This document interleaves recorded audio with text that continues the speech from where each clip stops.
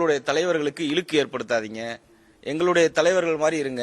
2 நாட்கள் முன்னாடி மாணிக்கம் தாகூர் அவர்கள் அண்ணன் ஸ்டாலின் தோத்தது மிகவும் வேதனை அளிக்கிறதுன்னு சொல்லியிருக்காரு. எவ்வளோ மெச்சூரிட்டியா பேசுறாங்க எங்க தலைவர்கள், எவ்வளோ விட்டு கொடுக்காம பேசுறாங்க. ஏன் இந்த மாதிரி கீழ்த்தரமான பேச்சு பேசுறீங்க? ஒவ்வொரு கட்சிக்கும் சொந்த கருத்து இருக்கிறது. அவர்கள் எந்த ஆட்சிக்கு ஆதரவு கொடுக்க வேண்டும் அவர்களுக்கு கருத்து இருக்கிறதுன்னு உங்களுடைய தலைவர் சொன்ன பிறகும் ஒரு கேவலமான கவிதை போன்ற ஒரு வாசகங்களை ராசா அவர்கள் பதிவிடுகிறார்.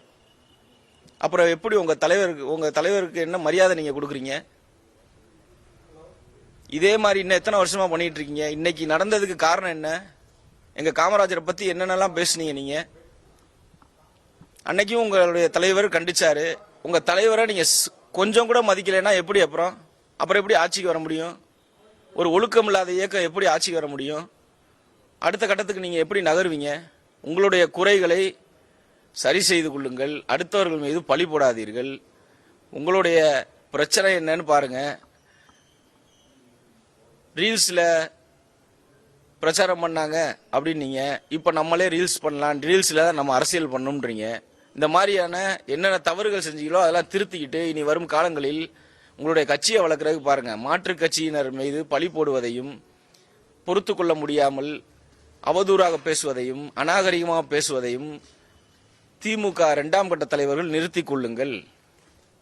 உங்களுடைய தலைவர்களின் பேச்சை கேளுங்கள். தான் தோணித்தனமாக செயல்படாதீர்கள்.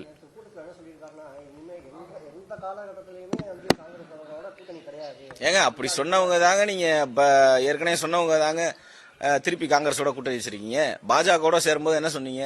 நிரந்தர எதிரியும் இல்லை, நிரந்தர நண்பனும் இல்லை. நீங்க அன்னைக்கு முதுகுல குத்துனது யாரு? நீங்க தான்.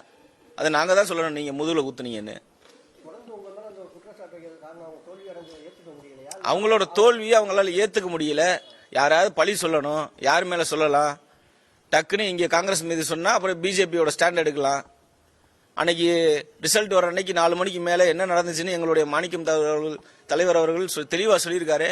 நீங்க இந்த 2ஆம் கட்ட வேலைகளை பார்க்க ஆரம்பிச்சிட்டீங்கன்னு சொல்லிட்டாரு. உங்களுடைய தகுதியை இழந்து விட்டீர்கள் என்று சொல்லியிருக்காரு.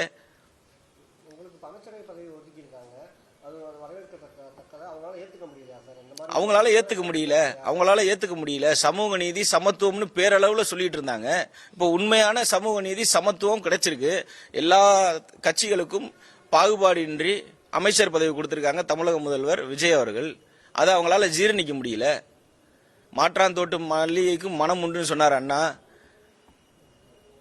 இந்த ஜாதியினர், இந்த பிரிவினர் கருவறைக்குள் செல்ல முடியாதுன்னு சொன்னாங்க. அதை உடச்செறிஞ்சு எல்லாரும் மனுஷன்தான், அவனாலேயும் முடியும்னு அனைத்து ஜாதியினரும் அர்ச்சனை ஆகலாம்னு சொன்னாரு டாக்டர் கலைஞர். அதே கலைஞர் தான் மாநிலத்தில் சுய ஆட்சி, மத்தியில் கூட்டாட்சின்னாரு. ஏன் அப்படி? அவங்களும் எம்எல்ஏ தான், நாங்களும் எம்எல்ஏ தான். அவங்களும் மனுஷன் தான், நாங்களும் மனுஷன் தான். ஏன் எங்களை ஏத்துக்க முடியல? இன்னைக்கு அந்த எழுதப்படாத சட்டத்தை உடைத்திருக்கிறார். அண்ணா சொன்னாரு, நான் கொண்டு வந்த திட்டம் நாங்க ஆட்சியில் இல்லாம வேற ஆட்சி நடந்தாலும் அந்த திட்டம் இருந்தா அதுவும் என் ஆட்சி தான் சொன்னாரு. அதே போல இனி வரும் காலங்களில் தமிழகத்தில் கூட்டணி ஆட்சி தான் எப்போதும் அமையும்.